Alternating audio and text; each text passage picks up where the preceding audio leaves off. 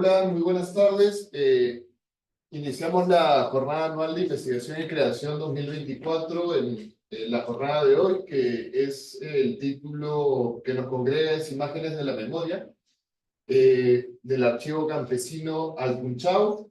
Yo soy Diego Molina Campodónico, soy profesor de la especialidad de pintura de la Facultad de Arte y les quería presentar una investigación que he estado haciendo en el Museo de Arte de San Marcos con respecto al archivo de pintura campesina. Ahora vamos a ir con una diapositiva. En general, quería comenzar contando un poco la historia de cómo llegué a revisar este archivo rápidamente. Hice mi maestría en Historia del Arte y me especialicé, desarrollé mi tesis en temas de archivo.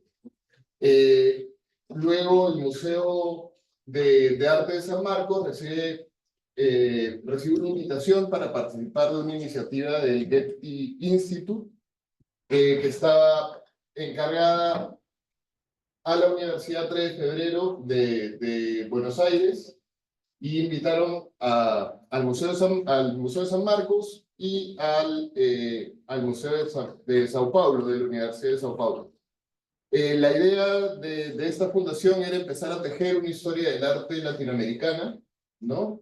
Y lo que querían era que se vuelva a revisar o se generen nuevas miradas de las colecciones puntuales que congregaban esas casas de estudio en la región, ¿no? Como para empezar a tejer puentes. Y empezamos una temporada de trabajo, muchos investigadores de la región en torno a las colecciones que tenían esas casas de estudio intentando conectar una historia en común. A mí me interesó potentemente el archivo de pintura campesina, que ahorita paso a explicarlo de manera veloz, pero en un espectro que no se había investigado mucho. Este archivo ha servido mucho por ejemplo, primero cómo se genera, ¿no? Hay muchas ONGs a nivel nacional que promueven una actividad que es un concurso de pintura en todas las zonas rurales del Perú, ¿no? Digamos, esta convocatoria no era para artistas, digamos, sino estaba abierta al público en general. Y se transmitían a través de estas pinturas, de estos dibujos, saberes ancestrales, organización territorial, costumbres, en distintos escenarios, porque tenemos una variedad geográfica impresionante, ¿no? A mí me interesaba por un asunto de temporalidad, porque el archivo se constituye entre el año 84 y 96. Es un tiempo predigital, pre-internet, y también que narra un montón de eventos muy fuertes en nuestra historia reciente, ¿no? En el caso del archivo campesino de las comunidades de la sierra, se ve mucho en el proceso de la transmisión de la verdad, porque no solamente se transmitían estos saberes que les estoy comentando, sino también era un vehículo para denunciar abusos en esto que, por ejemplo, se conoce como el mancha del tiempo, ¿no? El tiempo de la violencia.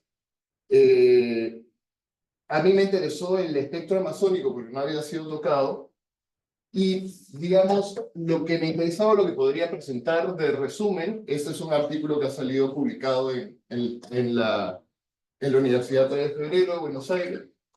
Me interesaba discutir el devenir de la región amazónica y sus comunidades frente a conflictos actuales, ¿no? La crisis climática, la deforestación, la contaminación, la extracción de recursos. En este caso, todos estos problemas actuales se ven interpelados por la memoria reciente que conserva este archivo de dibujo y pintura campesina. Desde la exploración del archivo, este proyecto expositivo, o también el proyecto de investigación, busca amplificar los testimonios visuales de un tiempo específico, ya lo había comentado, del 84 al 96, los cuales nos advierten sobre el presente y sus acelerados cambios. Para ir un poco en materia, porque creo que no sabemos bien de qué estamos hablando,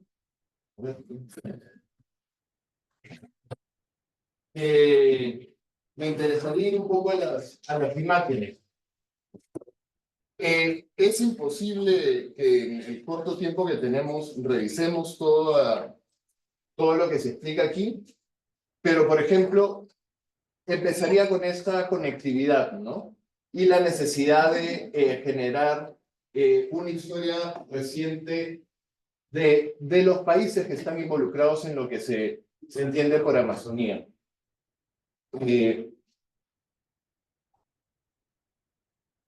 Y bueno, estos son el tipo de pinturas o de dibujos con los cuales está conformado el archivo. Este archivo llegó a la Universidad de San Marcos luego digamos, incidir bastante en la academia del área de las ciencias sociales. Ahora es parte de un museo de arte y creo que podemos generar otras lecturas al respecto, ¿no? Por ejemplo, esta es una pieza de Juan Pérez, Voz de la Selva de Iquitos es una radio en los años 90, y en este caso sí se establecía una colaboración a través de este gráfico que se presenta como un ciclo vital, ¿no? Todo lo que estaba trabajando, o sea, el proyecto que estaba trabajando en este caso en la Universidad Brasilera, ¿no? Vemos, por ejemplo, cómo están graficadas las distintas actividades de esta comunidad en Iquitos, por ejemplo, las festividades en un papel central, ¿no? Y más o menos este es el tipo de narración. Digamos, la mayoría de gente que presentaba sus trabajos no necesariamente eran artistas, pero sí estaban comunicando de una u otra manera, por ejemplo, en este caso la yunza, los músicos, el carnaval, los disfraces. Hay muchas imágenes que se repiten en estas narraciones, ¿no? Luego podemos ver incluso, podríamos aislar distintos personajes que son el chamán o otros que son el negociador para actividades extractivas. Esta, por ejemplo, me parece bellísima, es muy interesante. También es del año 87, de Iquitos, y ahí ya se ve un aceleramiento de las actividades económicas, ¿no? Este grupo de gente parece también el caudal de un río. Hay un extremo de la imagen en donde se ve también este proceso de tala, de deforestación. Hay un personaje que se repite, que es el que acabé de mencionar, que es este negociador que está con camisa, con pantalón, con maletín, ¿no? Todos están en movimiento, pero por ejemplo, en el centro de la imagen hay un personaje con un sombrero y con una radio. Quizás nos podríamos transportar a 1987 y pensar qué música estaría sonando en una escena así en Iquitos. A ver, vamos a la siguiente. Este también es un caudal, pero es un caudal de actividad económica. Esa es la manera en la que se transportan las maderas, a través del río también. Después podemos ver una población al costado de un cementerio. Podemos ver también cómo hay aves de carroña, algunos peces volteados, ¿no? Como flotando. Y se empiezan a graficar estos acelerados cambios en la vida, de esta vida centrada en la comunidad a las actividades extractivas a mayor escala, ¿no? Aquí, por ejemplo, ya se plantea el conflicto interno del campesino de la selva en ese momento, ¿no? Esta es una imagen ya un poco más adelantada, del 1994, en donde se contrapone esa imagen que venía de afuera, que ya no es tan de comunidad, sino más bien individual, de un sentido de riqueza. Vemos ahí un poco las pretensiones de este personaje dividido en dos, entre un sentido de comunidad nacional, ligada a, por ejemplo, el tratamiento de los recursos de una manera sostenible, y otra que más bien está más enfocada en la riqueza, sin tener en cuenta los problemas que trae la deforestación, ¿no? Esta en singular me parece bastante gráfica y potente, ¿no? En esta otra, por ejemplo, que es del 90, claro, como les digo, esta es una selección muy acotada, pero aquí se ve lo que se entiende como vida indígena contrapuesta a vida campesina, que en realidad sí tiene ciertos vínculos con estancias de poder o administrativas, más vinculadas a la ciudad, a otro tipo de actividades. Más bien, En este caso está la relación de un personaje de cada uno de estos dos ámbitos compartiendo saberes, ¿no? Parece que el que está más internado en la selva, que es más parte de la comunidad, recibe este personaje que aparentemente se escapa un poco de la vida un poco más ordenada, campesina, vinculada a otras actividades también, y aprende estos saberes ancestrales, ¿no? Como si fuera una visita, un internamiento, y se puede identificar también en estas imágenes un montón de, de especies naturales, de cosmovisión, de maneras de entender la realidad, ¿no? Esta es bastante singular porque sí nos está hablando desde una comunidad indígena, ¿no? En este caso, en el caso de estas representaciones, sí está clara esta diferenciación. Incluso en algunas piezas se especifica, ¿no? Algunas de estas participaciones al concurso incluso también están acompañados de textos, de poemas, de referencias específicas que narran las actividades. En este caso, se muestra una comunidad enferma, ¿no?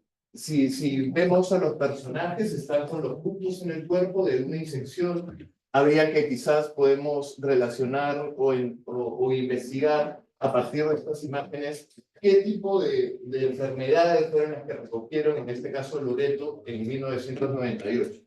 Y esto nos lleva a la actualidad, por ejemplo, en cómo fue tratado Cantagallo, que es la comunidad más grande de la selva sentada aquí en Lima durante la pandemia del COVID-19, ¿no? En donde también hubieron varios temas pendientes y también un mal manejo de la enfermedad en cuanto a la comunidad, ¿no?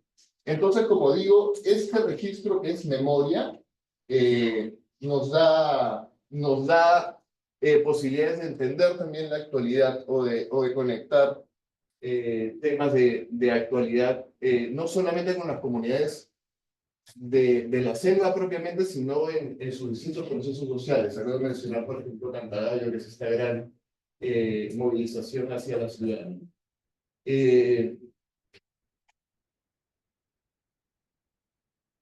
Después también lo que ocurre, y ha ocurrido al revisar este archivo, es que a veces se complementan imágenes que han aparecido en el mundo del arte.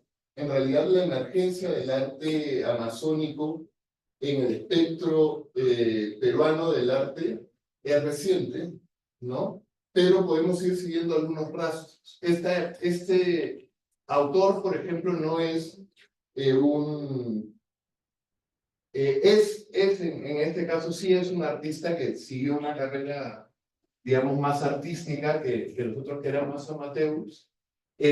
Hace poco se presentó una muestra en el Museo de Arte Contemporáneo de Lima que tenía una imagen muy similar y es de este artista Víctor Churay, que ya falleció, que presentaba una escena parecida. Esta pieza en el Archivo de Pintura Campesina físicamente ya no existe, solamente existen las diapositivas, ¿no? Entonces, al ver yo esta muestra en el Museo de Arte Contemporáneo, me di cuenta de que estaba hecha en fibra natural, se puede identificar qué fibra, con tintes naturales, etcétera, etcétera. La escena es básicamente la misma, es la presencia de estos personajes filmando hilos indígenas en cuestión, rodeando a la maloca, haciendo como una especie de baile de presentación, ¿no? De sus costumbres. Y también se puede rastrear cuál fue el inicio, por ejemplo, de estas estéticas que invadieron, en este caso, esta es una imagen de Loreto, muy potente, muy interesante, muy colorida, y digamos podría ser los antecesores de lo que empezó a pasar desde los años 90 en Iquitos, cuando se empezó a llenar de murales, se empezó a llenar de pintura de esmalte, toda esta estética que, por ejemplo, capturó Cristian Mendayán para luego, digamos, retratarla, ¿no? Para retratarla que se veía en pintores como Ayupo o distintos autores de la Amazonía, ¿no? A ver, termino el barrido de las imágenes y un par de ideas claves que me parecen interesantes para entender el tema en general. esta acá se llama Fe Compromiso en la fiesta de San Juan y tiene muchísimos elementos que nos dan a entender cómo era la vida. Por ejemplo, en este caso, en Pucallpa, en el distrito de Campo Verde, en el año 1990. ¿No? Vemos que igual la organización de la comunidad es circular, siempre hay una presencia de la iglesia. Con los años ha avanzado mucho la iglesia evangélica en la selva.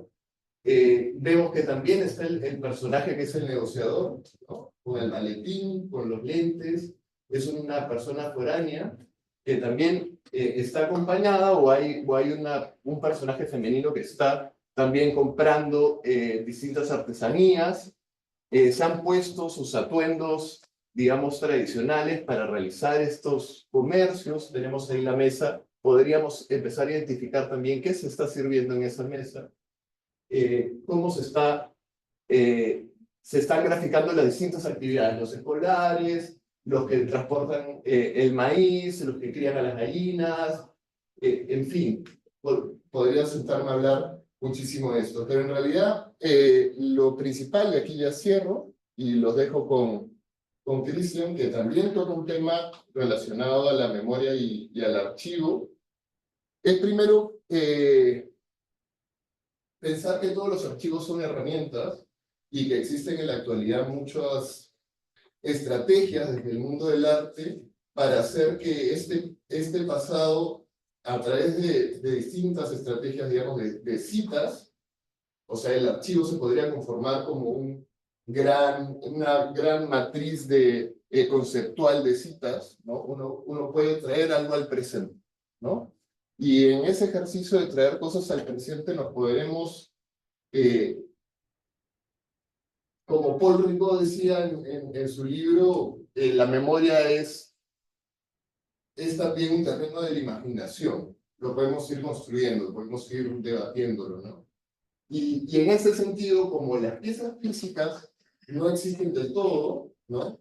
Y a veces solamente existen diapositivas, un poco la propuesta era, podemos expandir las operaciones artísticas para, por ejemplo, presentar una exposición en donde generemos distintas narrativas a través de distintos ejes, ¿no? Quizás yo los he mencionado de manera muy veloz, pero se puede hacer un trabajo para presentar quizás algo muy específico que no hemos visto, como las representaciones del chamán en estos años, ¿no? O las distintas organizaciones territoriales, o cómo se desarrollan distintas costumbres, ¿no? Y confrontarlo con el presente. Yo creo que comparar el presente con estas imágenes quizás es un poco duro,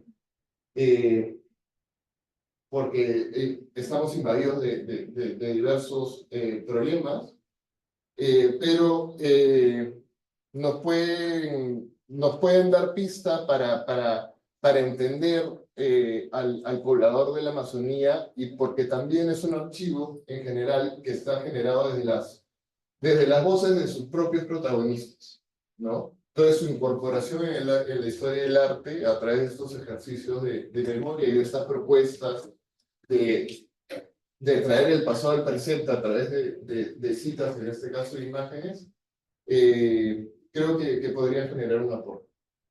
En fin, muchas gracias. Y los dejo con Cristo. Gracias, Diego. Sí, como menciona Diego, en esta idea de traer imágenes del pasado al presente, este archivo, rescatar el archivo para hablar del presente. Yo voy a hablar de esta investigación que vengo trabajando desde hace muchos años, esta propuesta de la reconstrucción escultórica del ídolo inca del Punchao. Y lo particular de esta imagen inca, de esta imagen, esta representación solar inca, es que los archivos que tenemos de esta imagen solamente, casi en su total mayoría, son textos. Solo tenemos textos de descripciones de cómo era esta imagen, y solo contamos con un gráfico de Guzmán Poma que podemos sumar para reconstruir la imagen volumétricamente, ¿no? Esto es... Claro. Vamos a pasar a la siguiente.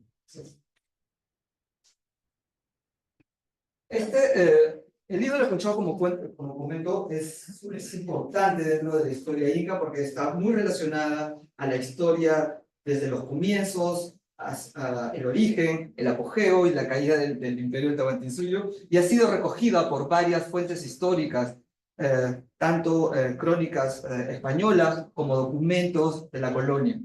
Podemos ver aquí en el texto de los diferentes cronistas que han tratado el tema, pero nos vamos a centrar en 6 simplemente. 6 que nos parecen interesantes, sobre todo porque la imagen no es vista por los españoles hasta 1572. ¿Qué pasó en 1572? En 1572 es capturado el último inca rebelde de Vilcabamba, que es Tupac Amaru I, y junto con él es capturado la imagen. Entonces, esa imagen es llevada a Cusco y por primera vez los españoles que habían escuchado hablar de esta imagen tanto tiempo y que habían creado historias sobre ella y muchos de estos otros relatos hablan descripciones fantasiosas sobre la pieza, lo pueden ver recién a partir de eso. Entonces, es interesante rescatar los testimonios de los cronistas de 1572 hacia adelante, y además se rescata el de Juan de Betanzos, porque dentro de todas las descripciones que hacen estas crónicas, la de Juan de Betanzos es la que más se acerca a las posteriores a 1562. Dentro de los que han estudiado la imagen del Funchal, el primero fue Le Verrier, que fue quien recogió las cartas del virrey Toledo, y en esta idea de hacer una colección, de recolectar, hacer una publicación sobre los textos, sobre todo el correo de Toledo, él descubre esta imagen, descubre que Toledo menciona esta imagen, y luego posteriormente Dubiols, en el año 66, es el artículo más importante, del cual también paso gran parte de mi estudio, que es el Funchal ídolo mayor del Coricancha. En 2016 hace una evaluación de este texto, pero también lo han trabajado Sudema, Heming, Zhukovsky, Julien, Floyd. Pasamos al siguiente. Sí, un poco para contar la historia del Funchal, porque es importante y porque digo que está relacionada a la historia del periódico, es porque en el mismo origen del imperio, o mejor, en el mismo origen del Tahuantinsuyo, es que aparece la imagen del Funchal. Y esto está relatado tanto por Molina como por Betanzos, cuando nos cuenta que cuando los incas todavía eran una pequeña tribu ahí que estaba a merced de las invasiones de sus enemigos, iban a ser invadidos por los chancas, y es ahí cuando el líder de este pueblo inca huye antes de la invasión, y es su hijo, Inca Yupanqui, quien se queda a defender la ciudad. Y él, a la hora de quedarse a defender la ciudad, él tiene una revelación. Antes de la batalla final, a él se le aparece una imagen del sol, una imagen del sol hecho hombre o hecho niños, dependiendo, como lo dice Betanzos, porque es el sol joven, que le dice que soy tu padre, y le dice que él va a vencer y que él va a ser el líder de una gran nación que no teme. Y dicho y hecho, al día siguiente él vence en la batalla, y Inca Yupanqui se transforma, luego cuando asume el poder, se transforma en Pachacuti. Entonces, es el Funchal el que le aparece ante él y le predice el futuro, y él, en agradecimiento, cuando él reconstruye el Coricancha, reconstruye la ciudad del Cusco, recrea a la imagen, manda a construir, a modelar esta escultura de hombre, ¿no? a la imagen de la aparición que tuvo. Esta imagen ídolo estuvo durante todo este tiempo en el Coricancha hasta la llegada de los españoles, cuando Pizarro captura Atahualpa en Cajamarca, manda una legión hacia Cusco para llenar estos cuartos de oro que prometió Atahualpa, y en ese interín del recorrido hacia Cusco, los clérigos, o mejor dicho, los sacerdotes incas esconden la pieza, por eso es que no es encontrada. Y luego, cuando los españoles ingresan a Cusco a saquear la ciudad, tampoco la encuentran, y eso también está documentado por el rey Toledo, que dice que Pizarro, y como había toda esta idea sobre sobre esta imagen maravillosa de la representación solar, la buscaron y no la encontraron. Pero cuando en el 1569 llega Toledo como nuevo virrey a Perú, al virreinato peruano, él tiene una misión y es acabar con la resistencia inca de Vilcabamba. El Manco Incas, durante esta etapa de la conquista, se rebela ante los españoles y les da batalla, pero poco a poco va retrocediendo hasta llegar a la selva de Cusco, donde se refugia en Vilcabamba, y ahí es donde se quedan los últimos incas, y ahí es donde termina el Punchao. Y lo sabemos porque finalmente, cuando es capturado el último inca, que es Tupac Amaru I, que es el hijo del Manco Inca, la imagen es llevada a Cusco. Esta es la imagen de Guamán Poma que retrata ese momento. Bueno, la reconstrucción la vamos a hacer según los textos que hemos ido encontrando, que hemos repasado, que es el de Juan de Betanzos. Juan de Betanzos es este español que llegó junto con Pizarro y que se casó con una ñusta cusqueña, y él tuvo acceso de primera mano a los relatos sobre sobre la vida inca y sobre todos los rituales que acontecían en el Coricancha, y él nos da esta descripción, que era una escultura del niño desnudo, de oro vaciado y macizo, del tamaño y proporciones de un niño de un año. Vestía una camiseta muy rica, tejida de oro y lana de diversas labores, tenía en la cabeza una atadura y una borla, tenía una patena de oro encima de la atadura y la borla, alzaba unos hojotas de oro. Su lugar era un escaño hecho de madera adornado y cubierto de plumas de pájaros, tornasoles y colores. A partir de esto reconstruimos la imagen, pero para basarnos en la reconstrucción de la escultura inca, nos basamos en el único vestigio que tenemos sobre la escultura en metales incas, que son las figuras de Capacocha. Esas figuras que funcionan dentro del ritual de Capacocha son rescatadas muchas veces de espacios sagrados de alta montaña, donde han quedado durante 500 años intactas, hasta que fueron descubiertas por los arqueólogos. Es por ello que podemos entender que no han sido modificadas. Ahora, hay muchas otras estatuillas que están en diferentes museos que sí han llegado, que no sabemos la procedencia, pero que conservan las mismas características escultóricas de las estatuillas incas, ¿no? Es por ello que yo tomo ella para trabajar los modelos. No quiero, porque hay muchos atributos y muchas características que tienen las figuras que han sido comparadas con diferentes piezas de diferentes museos, con diferentes piezas precolombinas y coloniales para reconstruir al ídolo, pero como por el poco tiempo que tenemos, no vamos a ahondar en ellas, sino vamos a ahondar simplemente en la reconstrucción que se ha hecho a partir de los textos. Aquí tenemos una imagen en 3D, diferentes vistas de esta primera muestra de Betanzos hecha con el texto de Betanzos.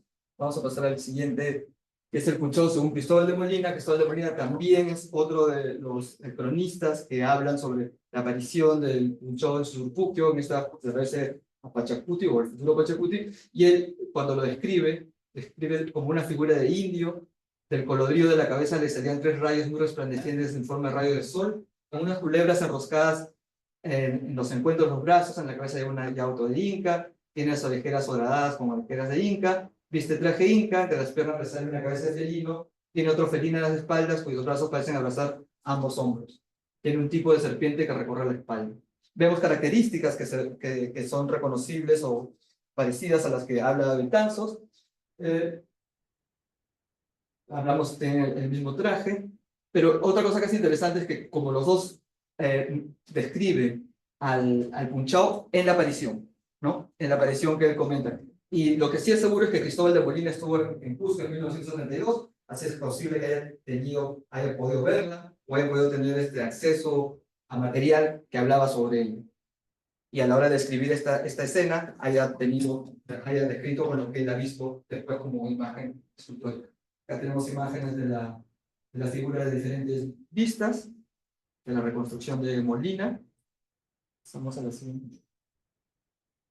Y esta es la imagen según Francisco Toledo. Francisco Toledo es un personaje principal dentro de la historia del Punchao y dentro de la narrativa que estoy contando, porque Toledo es quien ordena la captura de Tupac Amaru. Él manda a traer al ídolo al Cusco, Y sabemos además de primera mano que existe porque él escribe una carta en 1572 con el ídolo en las manos hacia el cardenal de Sigüenza en España, contándole todo esto que había pasado, que habían capturado al último Inca rebelde, que habían capturado al ídolo, y describe. La descripción es corta, pero aparecen nuevos datos que son interesantísimos, ¿no? Es un ídolo vaciado y tiene esta característica. Tiene una masa en forma de corazón en una cajita de oro al interior del cuerpo del ídolo. Masa compuesta del polvo de los corazones de los incas pasados. Tenía un tipo de patenas de oro alrededor que reflejaban la luz solar de tal forma que no se pueda ver el ídolo, tan solo el resplandor. Esas partes fueron cortadas por los soldados. Introduce esta idea de que dentro de la imagen había un recipiente que tenía el polvo de los corazones incas pasados. Y esto lo vamos a repetir en otros textos, estas mismas descripciones. Esto lo convierte en una pieza única, indiscutible, única y fácil de reconocer en otras descripciones. Hacemos la reconstrucción vista de diferentes vistas de la imagen. Pasamos al siguiente, que es Punchó según Antonio de Vega. Antonio de Vega también estuvo viviéndose en el Cusco. Él era un monje jesuita, que además que estuvo en la conversión al cristianismo de Tupac Amaru, y es posible que también haya tenido acceso directo a la pieza, y él nombra también características que se habían mencionado antes, y menciona también lo del recipiente al interior que menciona Toledo, ¿no? Es un ídolo de figura humana, está sentado en una jana. Él nos da por primera vez esta idea de, señala esta característica de que está sentado sobre una silla, que es esta silla inca, que tenía las orejas horadadas, esto que se repite, tenía el yauto, la borla, por la espalda de los hombres salían unos rayos de oro macizo, se repite esta característica también, aunque ahora ya es en la espalda y no en la cabeza, como lo habíamos visto antes. En medio de la silla Ojana había como una piña, pan de azúcar, cuyas puntas encajaban en las partes inferiores y en las centrales con intestinos del ídolo. Ahora nos explica un poco cómo iban este recipiente que tenía una forma de piña o pan de azúcar. Pan de azúcar era la forma que tenían los españoles de comerciar el azúcar, que era una forma como de serrín, un poco parecido a una piña.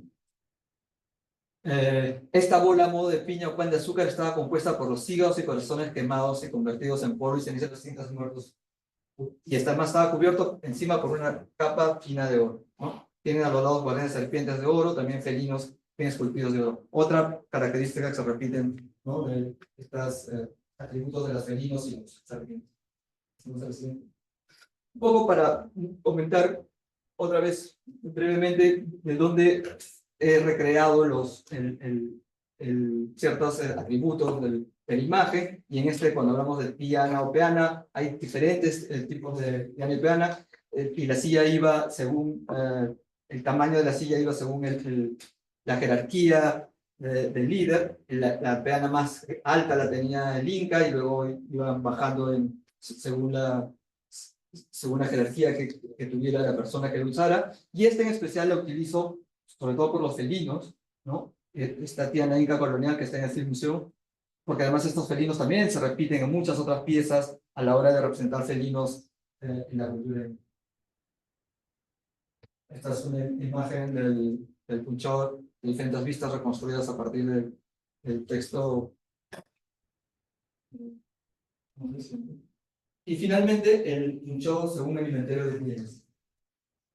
Como comentamos, el Toledo en esta carta, él dice que quiere llevar el ídolo hacia el rey o enviársela al papa, cosa que parece que sí cumplió, porque una vez que Toledo regresa a Europa, fallece en España, y la Hacienda, él tenía una deuda con Hacienda, entonces la Hacienda embarga sus bienes, y dentro de los bienes que los embarga, sus familiares van a reclamar estos bienes embargados, y dentro de las piezas que van a reclamar, en este inventario hay un ídolo que reclama, y este ídolo es descrito con estas características, las características que vemos una vez más repetidas. Un ídolo de lo bajo, tiene un rostro de hombre de pecho arriba con brazos y manos, se sienta sobre una peana del mismo oro, tiene tres figuras de felino, tiene algunas culebras semblantes al cuerpo, las orejas tienen piedras horadadas, tiene un penacho de 3 ganchos de oro que suben 4 dedos de la cabeza, la figura con un asiento sobre una chapa de oro alrededor, en la que sale medio huevo de oro que está embutido de cierto betún, conformado por las pítimas de los incas. Pesa 6 marcos y 6 onzas, que es 1,5 kilos. Otra vez aparece la idea de eh, del recipiente con estas pítimas, lo llaman ellos, pítimas, le dicen los españoles a este menjunje que utilizaban para frotar el pecho cuando había problemas de corazón. Entonces es posible que esta idea de que era un betún para el corazón, luego se haya transformado, o la idea que este betún está formado por los hijos de los incas, se ha transformado en la idea de que era un betún para el corazón de los incas. Hay estas imágenes otra vez vistas sobre esta reconstrucción. Y finalmente incluyo yo la imagen de Guamán Poma. Esta es una contribución de la investigación, porque anteriormente no se había hecho, sobre todo porque hay características de esta imagen que vemos representada acá, que ya hemos recogido en las otras imágenes, que es el ídolo con figura humana y posición de asientos, tiene 2 grandes orejeros, lo estamos viendo, tiene un yoto en la cabeza, tiene un penacho con forma de cabeza, figura ambas lados de sus asientos, ¿no? Como esta descripción que decían, como figuras como guardas, lo estamos viendo ahí, con una base plana de soporte. Esto lo había mencionado Vega antes, pero ahora lo vemos que es una base cuadrada, no circular, de tamaño pequeño, tiene un tipo de alrededor resplandeciente. Vemos la figura acá y vemos arriba esta figura con esta aureola resplandeciente. Yo atribuyo que es un recurso iconográfico que hace Guamán Poma para contarnos que la imagen, al ser reflejada por el sol, resplandecía, ¿no? Este relato que hemos también repetido en otras formas. Acá vemos un acercamiento de la imagen. La siguiente. Vistas de diferentes partes de la escultura. ¿No? Y acá los vemos en conjunto, ¿no? Esta reconstrucción de las seis esculturas a partir de los 4 textos, y la carta y la imagen. Ahora, una vez reconstruido los ídolos o las esculturas de los textos, lo que yo hago es hacer recién, a partir de la comparación, hacer una propuesta de un ídolo. Esto no se había hecho antes, siempre se trataba, digamos, textualmente, se recogía, se hacía una tabla y se decía, bueno, según las descripciones salía como un ídolo, o, digamos, una forma del ídolo que engloba todo, pero esta es la primera vez que se hace uno por uno escultóricamente para trabajar escultóricamente una propuesta. Y es aquí donde muestro la propuesta final, ¿no? Que tiene la patena atrás, tiene el penacho con las 3 puntas, que en realidad en la investigación yo propongo que en realidad hablamos de representación plumaria. Esto es el penacho de la pluma y estos rayos que dicen como sol que le salen de la espalda también son el trabajo plumario.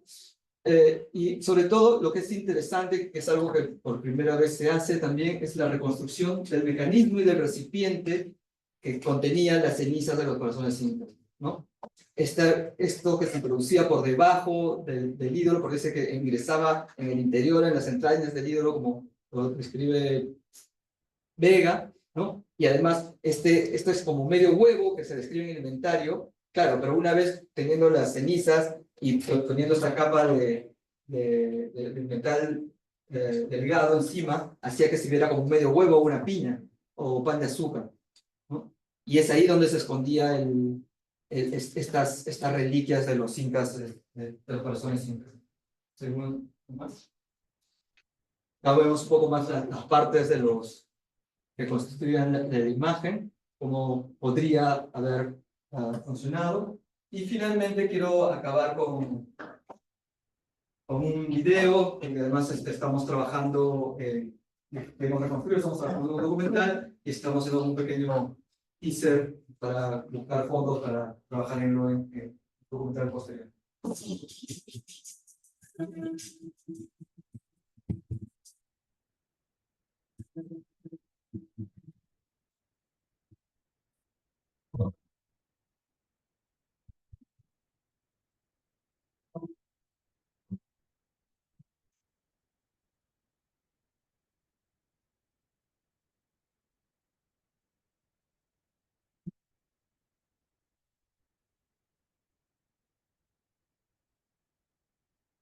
Como vemos, es a partir, concluyendo ya esta presentación, tanto Diego como yo trabajamos la idea del archivo y a partir del archivo reconstruimos la historia.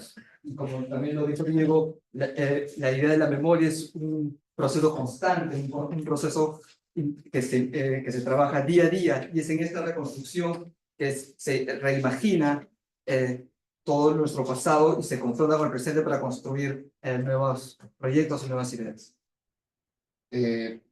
Sí, quizás completar con la idea que de una u otra manera esta obsesión contemporánea por la memoria a veces tiene su reflejo o puede tener su asidero en los cambios que hemos sufrido en cómo entendemos nuestra propia temporalidad, ¿no? Por distintos fenómenos tecnológicos y tal. Y eso quizás es lo que hace que querramos reconstruir partes de nuestra historia, ¿no? En ese ejercicio artístico de agarrar cosas del pasado, traerlas al presente e intentar modificar un poco nuestro presente, o completar estas imágenes del pasado. No sé si tienen algún comentario, pregunta, algo que no les haya quedado claro o que quieran comentar.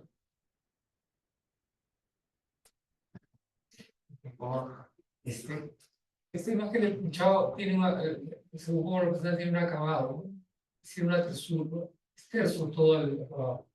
¿De dónde sale esa definición, digamos? Sí, hay, según las crónicas y los textos y las descripciones que dicen, hay dos, dicen o que es de oro laminado o que es de oro vaciado. Además que son dos técnicas que se utilizaban durante en la antigua América para trabajar los metales. Y si encontramos, si buscamos estas piezas, estas rías de Capacocha, también encontramos ambas tipos de resolución. Ahora, por lo del peso, podemos decir que pesaba 1,5 kilos. Podemos entender, y por el dibujo que hace también Juan Poma, por el tamaño, que no era muy grande y que lo más seguro es que sea oro laminado. Entonces, la idea de trabajar el oro laminado, si vemos las figurillas, cuando no están golpeadas, tienen esta resolución, digamos, son como muy brillantes, están muy pulidas. Y eso es parte de lo que se representa. Si era la figura principal del Coricancha, entonces apostamos a que tuvieran esa textura.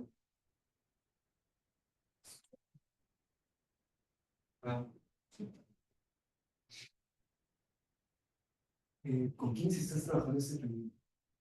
Sí, esta es una investigación mía que he trabajado desde hace bastante tiempo. Además, he hecho una tesis de mi maestría, ha sido sobre toda la museografía para el Coricancha a partir de esta imagen. Estas son una pequeña parte de esta investigación, pero posteriormente, a la hora de trabajar la idea del documental, a la hora de trabajar una museografía, estamos trabajando con otros especialistas, con historiadores, con cineastas, con productores buscando financiamiento para los siguientes proyectos, pero es a partir de esta investigación.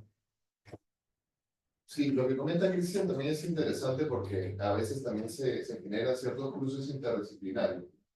Y definitivamente, por ejemplo, una cosa es la visión que yo pueda tener de este archivo de pintura campesina y otra es lo que pueden decir los mismos habitantes de la selva en la actualidad, o por ejemplo, todos los límites a los que ha llegado las ciencias sociales con este archivo, ¿no? Que de una u otra manera hay autores que dicen, ya bueno, ya hemos intentado dar todo lo que podamos, ya está en un museo de arte, ahora ¿qué nos puede dar en nada? Y en ese caso ya empezamos a tener otras operaciones como el análisis visual más exhaustivo, etcétera, que tienen que ver con disciplinas como la historia del arte. Entonces, lo que dice Cristian es también interesante porque para releer estas cosas o para tener una lectura completa hay que a veces complementar mirada desde distintas disciplinas. Ese archivo, las personas que lo han hecho, no lo que se han reunido, pero ¿cómo son los rangos de edad? Hay todo tipo Niños, de edad. Hay adultos. niños en edad escolar, adolescentes, viejos, algunos que tienen pretensiones artísticas o que se puede, como Víctor Churay, se puede seguir una línea de producción, o hay algunos que son totalmente amateur.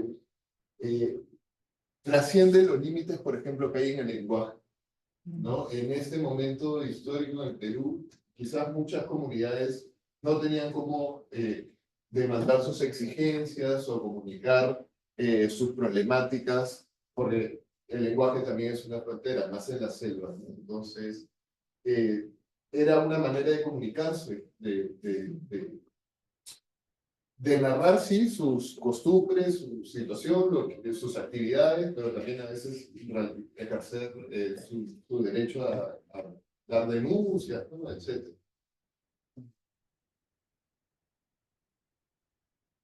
Y es un trabajo bien interesante en el sentido de estas ONGs que se encargaron de hacer este concurso de pintura. Es un concurso que permaneció durante 10 años.